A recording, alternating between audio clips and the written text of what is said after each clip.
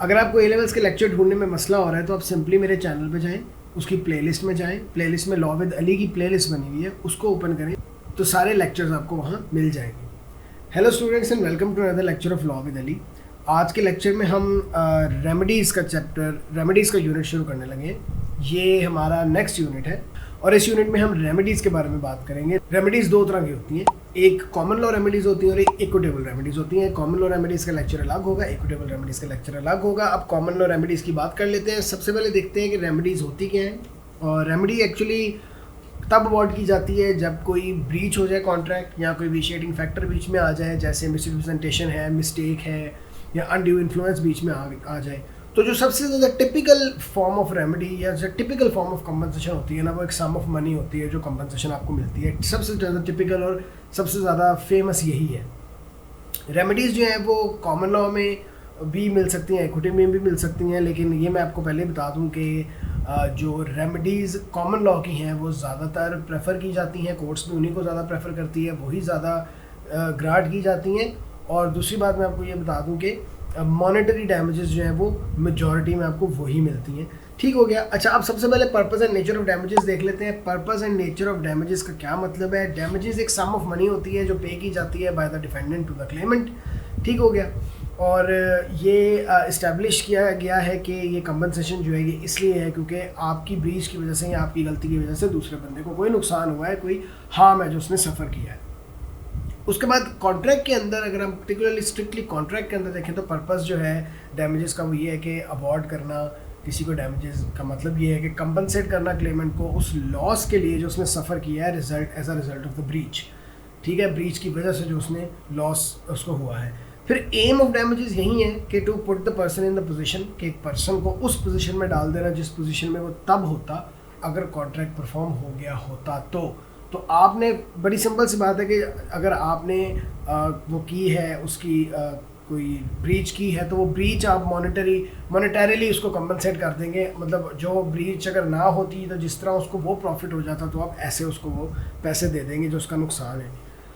अच्छा, टॉर्ट से ये डिफरेंट है थोड़ा सा। टॉर्ट के अंदर large amount of speculation involve होती है। स्पेकुलेशन का मतलब होता है कि जो काफ़ी ज़्यादा बातें हो जिनका फर्म एविडेंस ना हो। इसके अंदर कॉन्ट्रैक्ट के अंदर कोई स्पेकुलेशंस इन्वॉल्व नहीं होती। ये सीधी जो है वो फाइनेंशियल लॉस जो हुआ होता है वो आराम से उसको कंपनसेट कर दिया जाता है और बहुत रेयर है कि इसके अंदर कोई स्पेकुलेशन या ऐसी कोई चीज़ आएगी। अच्छा, अब मेजर और कैलकुलेशन ऑफ डैमेजेस देख लेते हैं कि डैमेजेस मेजर कैसे होते हैं और कैलकुलेट कैसे होते हैं। जो अनलिक्विडेटेड डैमेजेस है ना, अनलिक्विडेटेड डैमेजेस वो हैं जिनको कोर्ट असेस करती है। ये बात याद रखें, कोर्ट जिन डैमेजेस को असेस करती है उनको अनलिक्विडेटेड डैमेजेस कहते हैं। ठीक हो गया। और उसमें क्लेमेंट को कंपनसेट किया जाता है for the loss they have suffered as a result of the breach, जैसे मैंने आपको पहले बताया। ठीक है। इसमें पर्पस जो है ना वो याद रखिएगा कि कभी भी पर्पस डिफेंडेंट को पनिश करने का नहीं है। डिफेंडेंट को पनिश नहीं कर रहे आप क्लेमेंट को कंपनसेट करवा रहे हैं। ठीक है। पनिशमेंट में फ़ाइन आ जाता है, ये फ़ाइन नहीं है, ये कंपनसेशन है। ये बात आपने ज़हन में रखनी है। फिर हम आगे देखते हैं अनलिक्विडेटेड डैमेजेस के बाद सबसे पहले बात करते हैं एक्सपेक्टेशन लॉस की। एक्सपेक्टेशन लॉस क्या चीज़ है। एक्सपेक्टेशन लॉस होती है एक ऐसी लॉस जो लॉस ऑफ बार गेन होती है। ठीक हो गया। इसका एम होता है कि पार्टी को उस पोजीशन में डाल दिया जाए as far as money can do, जिसमें वो तब होता अगर कॉन्ट्रैक्ट परफॉर्म हो गया होता। मतलब जो उसकी एक्सपेक्टेशंस थी आपसे, जो ब्रीच की वजह से ख़त्म हो गई, जो ब्रीच की वजह से नहीं हो सकी पूरी, वो एक्सपेक्टेशंस आप पूरी कर दें उसकी as far as money can do, compensate करके। फिर आती है रिलायंस लॉस। रिलायंस लॉस नाम से ही जाहिर है, सेल्फ एक्सप्लेनेटरी है कि आपने रिलाई किया हुआ है किसी पे और रिलाई करके आपने को खर्चा किया है। ठीक है। तो रिलायंस लॉस होता है actually out of pocket wasted expenditure जो आपने किसी से किए हों। ठीक है। ये ज़्यादातर टॉर्ट में भी यूज़ होता है, लेकिन कॉन्ट्रैक्ट में भी यूज़ होता है, लेकिन इसका थोड़ा सा डिफरेंस है। मैंने आपको पहले जितनी दफ़ा भी बताया, आपको यही बताया कि जो डैमेजेस का मकसद है वो है to put party in a position अगर कॉन्ट्रैक्ट पूरा हो जाता जहाँ वो तब होते। लेकिन ये जो रिलायंस लॉस है इसमें आप उल्टा करते हैं। इसमें आप पार्टी को उस पोजीशन में डालते हैं कि अगर उसने कॉन्ट्रैक्ट किया ही ना होता, मतलब उसने वो खर्चे किए ही ना होते कॉन्ट्रैक्ट करने से पहले वाली जो पोजीशन है, प्री कॉन्ट्रैक्चुअल पोजीशन में उसको पहुँचाना होता है आपने। ठीक हो गया। और इसके अंदर ज़्यादातर बड़ा डिफ़िकल्ट होता है असेस करना कि कौन से बेनिफिट्स जो है वो क्लेमेंट को होते। ठीक हो गया। और ये डैमेजेस वहाँ भी कोर्ट्स यूज़ करती है जहाँ पे कोर्ट्स को लगे कि हम ये असेस नहीं कर पाएंगे कि क्या बेनिफिट हुआ होगा या क्या प्रॉफिट होगा, तो वो क्या करते हैं कि वो उसको पोस्ट कॉन्ट्रैक्चुअल की बजाय प्री कॉन्ट्रैक्चुअल पोजीशन में डाल देते हैं कि भाई जहाँ तुम तब थे जब कॉन्ट्रैक्ट हो रहा था, अभी हुआ नहीं था, तो उस पोजीशन में आपको डाल देंगे। एंजेलिया टेलीविजन वर्सेस रीड का इसमें केस भी है जिसमें एक एक्टर ने विड्रॉ कर लिया था from playing the lead role in a television film. तो जो प्रोडक्शन कंपनी थी उन्होंने जितनी भी कॉस्ट इनकर की थी वो विड्रॉ कर ली, और रिलायंस लॉसेस भी थी क्योंकि ऑब्वियसली उस पर रिलाई करके उन्होंने बहुत ज़्यादा खर्चा किया हुआ था। तो सिंस अब ये नहीं पता था कि अगर वो एक्टर विड्रॉ ना करता और वो लीड रोल प्ले कर लेता तो क्या वो सक्सेसफुल होता ना सक्सेसफुल होता, अब ऑब्वियसली ये तो नहीं असेस किया जा सकता था। तो इसलिए फिर इस तरह के मामला के अंदर रिलायंस लॉस के अकॉर्डिंग कंपनसेट कर दिया जाता है कि जो आपका खर्चा हो गया ना बस वो वापस ले ले, प्रॉफिट होगा नहीं होगा ये तो किसी को पता ही नहीं है। अब नॉन पेक्यूनरी लॉस पे आ जाते हैं। नॉन पेक्यूनरी से पहले मैं आपको ये बता दूं कि एक बात याद रखें, पेक्यूनरी का मतलब होता है everything that is related to money, और नॉन पेक्यूनरी का मतलब होता है that those things which can not be compensated through money, कि एक ऐसी चीज़ जो पैसों से कंपनसेट नहीं की जा सकती, ठीक है, जिसके अंदर pain, suffering, physical inconvenience, damage to commercial reputation और डिस्ट्रेस, इस तरह की चीज़ें आ जाती हैं। ट्रेडिशनली अगर हम दो प्रेसिडेंट्स को देखें, एडिस वर्सेस ग्रामोफोन कंपनी 1909 जो बाद में जॉनसन वर्सेस यूनिसिस 2001 में कंफर्म भी हुआ था, उसने ये कहा था, इन प्रेसिडेंट्स में ये डिसाइड हुआ था कि इंजर्ड फीलिंग्स के लिए किसी को कंपनसेट नहीं किया जा सकता कि आपकी फीलिंग्स इंजर हो गई हैं तो इस बात पे कंपनसेशन मिल जाए, नहीं ऐसे नहीं हो सकता। लेकिन हमारे पास फिर भी एक्सेप्शनल केसेस कुछ हैं, जैसे जावेज वर्सेस स्वान टूर्स 1973 का केस हमारे पास बिल्कुल है प्रेसिडेंट, जिसमें लॉस ऑफ हॉलीडे एंजॉयमेंट की वजह से कोर्ट ने डैमेजेस अवार्ड कर दिए थे। नॉन पेक्यूनरी लॉस इसके अंदर, ये नॉन पेक्यूनरी लॉस के उसमें आता है कि ये कहा जाता है कि however this will apply to consumer contracts ज़्यादातर, नॉट कमर्शियल कॉन्ट्रैक्ट्स। और मतलब in a nutshell, in simple words में आपको ये बता देता हूँ कि कंज्यूमर कॉन्ट्रैक्ट्स के अंदर नॉन पेक्यूनरी लॉस फिर भी मिल जाती है। बिजनेस टू बिजनेस जो कॉन्ट्रैक्ट्स हैं उनके अंदर नॉन पेक्यूनरी लॉस मिलना बहुत मुश्किल है। अब आगे आते हैं limitations on the recovery of damages, देखते हैं कि इनके ऊपर क्या लिमिटेशंस हैं, कैसे कैसे लिमिट हो जाती है रिकवरी ऑफ डैमेजेस और क्या क्या रुकावटें इसके अंदर आ सकती हैं। इसके अंदर रिमोटनेस एंड कॉजेशन की बात है। अब अगर आपने एएस के पेपर दिए हुए ऑलरेडी और आपने पेपर 2 का क्रिमिनल लॉ पढ़ा हुआ है तो आपको पता होगा बेसिक कॉन्सेप्ट आपके पास रिमोटनेस और कॉजेशन का है, क्योंकि आप रिमोटनेस एंड कॉजेशन P2 में भी पढ़ते हैं, एक्टस रियस और मेंस में। रिमोटनेस का मतलब होता है कि how far you are from the actual incident, और कॉजेशन वही चेन ऑफ कॉजेशन होती है कि आपकी हरकत की वजह से ही दूसरे की ब्रीच हुई हो, वो चेन ना ब्रेक हुई हो कॉजेशन की, मतलब कि जो आपकी ब्रीच, आपने जो हरकत की है वही कॉज हो दूसरे की डैमेज का, फिर आप डैमेजेस देते हैं, वरना आप नहीं देते, ठीक है। और causation obviously question of fact है, ये क्राइम में भी क्वेश्चन ऑफ फैक्ट है, टॉर्ट में, सिविल में भी क्वेश्चन ऑफ फैक्ट है, केस टू केस वेरी करता है। कोर्ट इसको डिसाइड करती है कि जो ब्रीच थी ये मेन रीज़न थी उस लॉस की कि नहीं थी जो सफ़र किया क्लेमेंट ने, ठीक हो गया। जनरली लॉसेस जो हैं वो जो कॉन्ट्रैक्ट के अंदर ना, मैं आपको सिंपल सी बात बताता हूँ इसको इजी करके, कि कॉन्ट्रैक्ट के अंदर जो लॉसेस होती हैं ना वो कंटेम्पलेट पहले की होती हैं पार्टीज़ ने, मतलब कि पार्टीज़ को पहले ही अंदाज़ा होता है कि मतलब अगर मैं ये फ़लानी ब्रीच कर दूंगा तो दूसरे का इतना नुकसान हो जाएगा। कॉन्ट्रैक्ट में ये नॉर्मल है, ये होता है, पता होता है दोनों पार्टीज़ को कि अगर ये ना हुआ तो हमें ये नुकसान हो जाएगा, ये काम ना हुआ तो हमें ये नुकसान हो जाएगा। और ये जो रिमोटनेस के रूल जो गवर्न करते हैं वो हेडली वर्सेस बैक्सनडेल इसका केस है, वो गवर्न करता है, जिसमें एक मिल ओनर ने कॉन्ट्रैक्ट किया था एक कैरियर से कि डिलीवर करे उसको एक क्रैंक शाफ्ट एक होती है चीज़, वो डिलीवर करे उसकी मिल के लिए।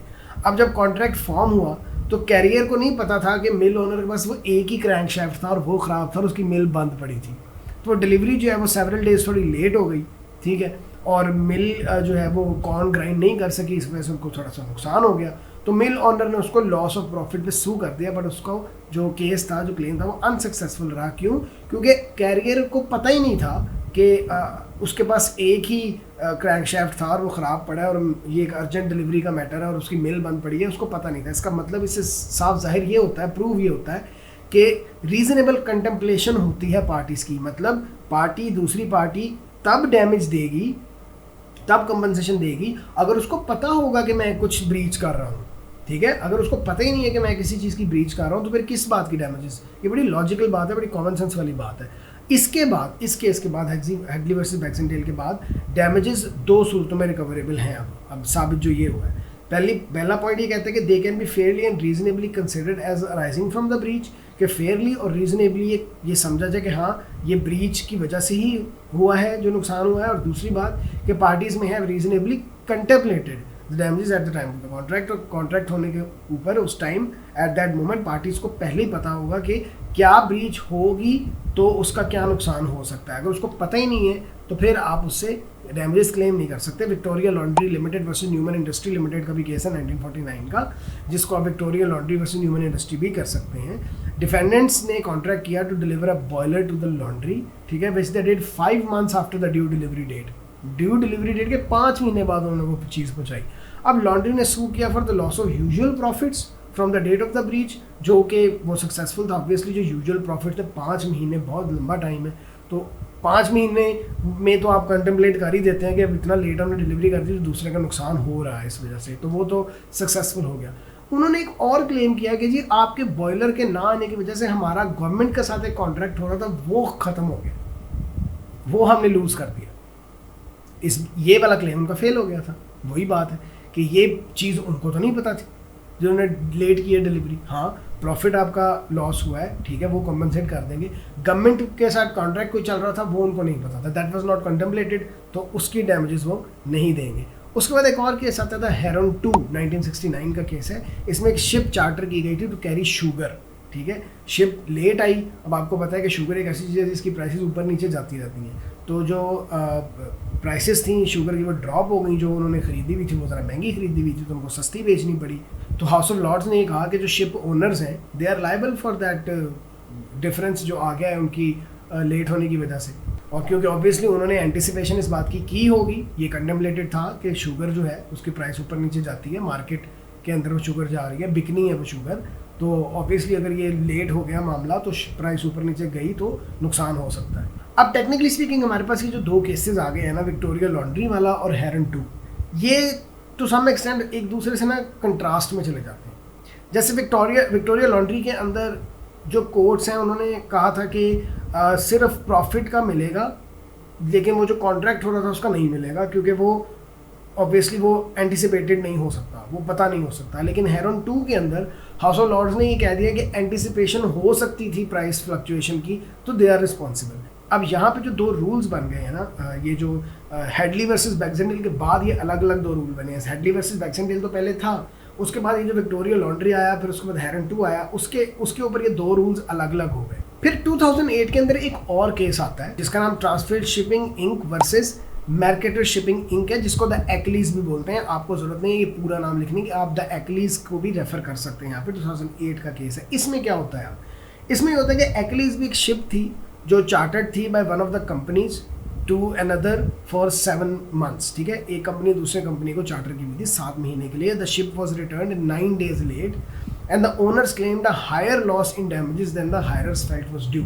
अब जो ओनर्स थे उन्होंने ज़्यादा क्लेम कर लिए पैसे, मतलब जो डैमेजेस हायरर ने सोचे हुए थे कि मुझे जितने के देने पड़ेंगे इस लेट होने की वजह से, उससे ज़्यादा। अच्छा, अब हायरर्स ने ये सोचा कि लॉस जो होगा वो बेस्ड होगा difference between the charter rate and the market rate, क्योंकि सारी बात है जब एक शिप है वो 9 दिन लेट हो रही है तो उन 9 दिनों के अंदर और भी क्लाइंट्स आए होंगे उनके पास शिप को चार्टर करने, जिनको उनको रिफ्यूज़ करना पड़ गया होगा कि नहीं जी शिप तो अभी आई नहीं है हमारी, तो ऑब्वियसली ये लॉस की बात है। अब उन्होंने तो हायरर्स ने तो ये सोचा कि ठीक है जो 9 days एक्स्ट्रा हमने लगाए हैं ना, तो वो जिस हिसाब से हमने ये हायर की थी पर डे के हिसाब से या जो भी डेज के हिसाब बनते उसमें 9 days के पैसे ऐड करके हम कंपनसेट कर देंगे उनको कि जी 9 दिन हम लेट हैं तो आप 9 दिन के एक्स्ट्रा पैसे ले लें हमसे। वो बनते थे $158,000। अब ओनर्स जो थे वो चाहते थे कि नहीं, हमें एक बहुत लुक्रेटिव डील मिल रही थी जो कि 9 days लेट होने की वजह से हमारे हाथ से निकल गई। मतलब एक पार्टी आई हुई थी वो हमें बहुत ज़बरदस्त डील दे रही थी अगर हम शिप उन्हें दे देते तो।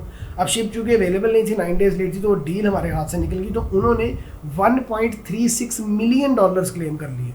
अच्छा, अब लोअर कोर्ट्स ने तो कहा कि हाँ ठीक है जो लुक्रेटिव डील है वो भी फोर्सीबल थी और जो रूल्स हैं हेडली वर्सेस बैक्सडेल के अंदर वो भी अप्लाई होते हैं, तो उन्होंने लोअर कोर्ट ने तो कह दिया कि हाँ जी ठीक है ये $1.36 million ही देने हैं आपने कंपनसेशन में। लेकिन हाउस ऑफ लॉर्ड्स के पास जब इसकी अपील गई तो हाउस ऑफ लॉर्ड्स ने कहा कि जो लोअर फिगर है वो £158,000 वो सिर्फ वो देने के लायबल हैं, वो दूसरा $1.36 million देने के लायबल नहीं है। किस बेस पे कि जो शिपिंग इंडस्ट्री है वो डैमेजेस फॉर जो लेट डिलीवरी के डैमेजेस होते हैं वो असेस किए जाते हैं difference between the charter rate and the market rate, और जो हायरर है वो जो रेट के हिसाब से एक्स्ट्रा डेज होते हैं उसका ही पे करता है। ये मार्केट का असूल है उसकी मार्केट का। वो कोई दूसरे जो लॉसेज हुए हैं, अगर कोई डील मिस हो गई वो उसके वो कभी भी नहीं देते। तो हाउस ऑफ लॉर्ड्स ने कहा वो नहीं देंगे, वो वही 150,000 पाउंड जो डैमेजेस क्लेम हुए हैं लोअर वाले वही देंगे वो। अच्छा, अब यहाँ पे हेडली वर्सेस बैक्सनडेल यहाँ भी यूज़ हो गया। इसमें भी वही बात आ गई कि जो कॉन्टेम्पलेटेड था, जो मार्केट का रूल था वही यूज़ होगा, जो नहीं पता था वो नहीं यूज़ होगा।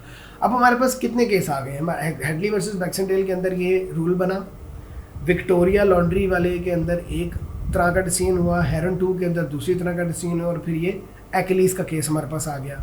अच्छा, अब रूल क्या बना? रूल ये बना, वैसे इससे पहले मैं आपको ये भी बता दूं कि जो एक्लीज है वो बाद में Super Shield Limited versus Siemens Building Technologies 2009 में भी यूज़ हुआ है, और वो उसमें कंफर्म भी हुआ था। और उसके बाद उन्होंने ये रूल बना लिए इन दोनों बातों में से, जो कि बड़ी सिंपल सी बात है कि स्टैंडर्ड रूल जो रहेगा वो हेडली वर्सेस बैक्सनडेल ही रहेगा। वो रूल क्या था कि जिस चीज़ का पता है उसके डैमेजेस देंगे, जो चीज़ कंटेम्पलेटेड नहीं है उसके डैमेजेस नहीं देंगे। और जो एक्लीज वाले जो अप्रोच है वो वहाँ देखी जाएगी जहाँ हेडली वर्सेस बैक्सनडेल अप्लाई नहीं हो सकता या प्रॉपरली रिफ्लेक्ट नहीं कर सकता एक्सपेक्टेशंस को और इंटेंशन ऑफ द पार्टीज़ को, ठीक है, और दोनों पार्टीज़ को जस्टिस प्रोवाइड नहीं कर सकता, तो वहाँ एक्लीज यूज़ होगा। जहाँ हेडली वर्सेस बैक्सनडेल यूज़ नहीं हो सकता, तो इन अ नटशेल हमें ये पता चलता है कि जो ओरिजिनल रूल है वो हेडली वर्सेस बैक्सनडेल ही है। उसके बाद हम मिटिगेशन पे आ जाते हैं। मिटिगेशन का भी आपको पता है, मिटिगेशन भी आपने P2 में पेपर 2 में पढ़ी होगी AS में, कि मिटिगेशन का मतलब होता है चीज़ को कम करना। क्रिमिनल में मिटिगेशन का मतलब होता है सज़ा कम करना, और यहाँ पे मिटिगेशन का मतलब है अमाउंट ऑफ डैमेजेस कम करना, ठीक हो गया। अच्छा, अब क्लेमेंट जो है ना, लॉ ऑफ जो कॉन्ट्रैक्ट का लॉ है ना, वो कहता है कि क्लेमेंट से ये एक्सपेक्ट किया जाता है कि वो डैमेजेस जितनी मिनिमम हो सकता है उतनी मिनिमम रखे, ठीक है, क्योंकि जिन चीज़ों को वो रीजनेबली अवॉइड कर सकते थे उन्होंने जानबूझ के अवॉइड नहीं किया और एक्स्ट्रा खर्चा किया, वो फिर उसको क्लेम नहीं कर सकते, क्योंकि वो ऐसी चीज़ थी जिसको वो अवॉइड कर सकते थे, वो जानबूझ के किया उन्होंने, ये सोच के कि चलो मिल ही जाने, ये नहीं हो सकता। अब यहाँ पे की क्वेश्चन ये है मिटिगेशन में कि इनोसेंट पार्टी जो है उसने रीजनेबली एक्ट किया कि नहीं किया। अगर तो वो सारे खर्चे रीजनेबली हुए हैं फिर तो वो मिल सकते हैं, लेकिन अगर वो रीजनेबल एक्ट नहीं हुआ तो फिर वो नहीं मिलेंगे, ठीक हो गया। अच्छा, इसके बाद लेकिन एक यहाँ पे पॉइंट ये भी आता है कि क्लेमेंट ज़रूर इस बात का बाउंड है कि वो लॉस को एक्सेप्टेबल मिनिमम जितना हो सकता है उतना रखेगा और डिलिबरेटली इंक्रीज़ नहीं करेगा लॉस को सिर्फ इस लालच में कि डैमेजेस मिलेंगे। ऑन द अदर हैंड वो ये भी नहीं उससे एक्सपेक्ट किया जाता कि वो एक्स्ट्राऑर्डिनरी लेंथ में जाए कि जितनी मिटिगेट कर सके लॉस मिटिगेट करें और एक्स्ट्राऑर्डिनरी काम करें, नहीं, बैलेंस है दोनों बातों में, ठीक है, कि अनरीजनेबल भी ना हो और बहुत ज़्यादा एक्स्ट्राऑर्डिनरी भी ना हो। बस वो देखा जाता है, वो एक्सपेक्ट किया जाता है जो उन सर्कमस्टांसेस के अंदर रीजनेबल काम बनता है वो देखा जाता है। इसके अंदर एक केस भी है पिल्किंगटन वर्सेस वुड 1953 का, जिसमें क्लेमेंट ने एक घर लिया था, घर का टाइटल डिफेक्टिव था, वो उसके नाम पे हो नहीं सका, इसलिए वो उस घर में शिफ्ट नहीं हो सका।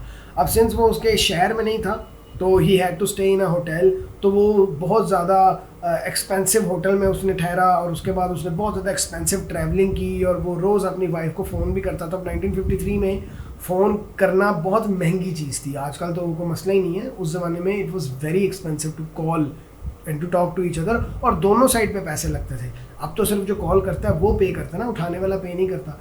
उस ज़माने में जो कॉल उठाने के भी पैसे होते थे, मतलब अगर आप कॉल पिक कर रहे हैं तो भी आपके भी पैसे लगते थे, तो लोग बड़ा ध्यान से फ़ोन उठाते थे कि यार इसका फ़ोन उठाऊँ या ना उठाऊँ क्योंकि मुझे भी पैसे देने पड़ने हैं। तो उसने बहुत ज़्यादा डेली कॉल्स भी की, बहुत ज़्यादा एक्सपेंसेस किए, ट्रैवलिंग की, बहुत एक्सपेंसिव होटल्स के अंदर वो ठहरा, और बाद में उसने वो सारा पैसा क्लेम कर लिया उस सोलिसिटर से जिसकी वजह से टाइटल डिफेक्टिव था, लेकिन वो सारे का सारा क्लेम रिजेक्ट हो गया उसका, ऑब्वियसली क्योंकि वो ऐसी चीज़ें थी जो वो अवॉइड कर सकता था, वो जानबूझ के इस तरह कर रहा था, तो ऐसे आपको नहीं मिलता क्लेम, ठीक हो गया। और क्लेमेंट को कोई अननेसेसरी स्टेप्स भी नहीं लेने चाहिए कि वो जो है वो क्लेम की अमाउंट ज़्यादा करने के लिए फजूल में।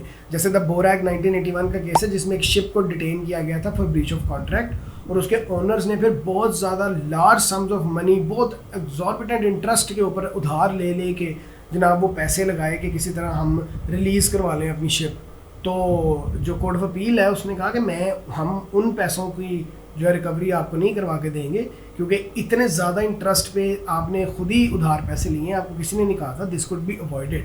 तो कोई रियल जस्टिफिकेशन नहीं है इस चीज़ की आपके पास कि आपने इतने ज़्यादा हाई इंटरेस्ट पे क्यों इतने ज़्यादा पैसे लिए लोगों से, तो वो अब आप खुद ही वापस करेंगे, वो आपको डिफेंडेंट्स नहीं देंगे। तो इसके साथ ही हमारी मिटिगेशन का पॉइंट भी ख़त्म हो जाता है और हमारा ये कॉमन लॉ की रेमेडीज़ भी ख़त्म हो जाती हैं। और आपको जाते जाते ये भी बता दूं कि कोर्ट्स भी कॉमन लॉ रेमेडीज़ प्रेफर करती हैं over equitable remedies. Equitable remedies discretionary होती हैं, वो कोर्ट की मर्जी होती है, वो दें या ना दें। ज़्यादातर कॉमन लॉ रेमेडीज़ ही मिलती हैं। अगर अभी तक ये वीडियो देख रहे हो तो लाइक कर देना वीडियो को, चैनल सब्सक्राइब नहीं किया हो तो सब्सक्राइब भी कर लो। I will see you in the next lecture. Bye bye.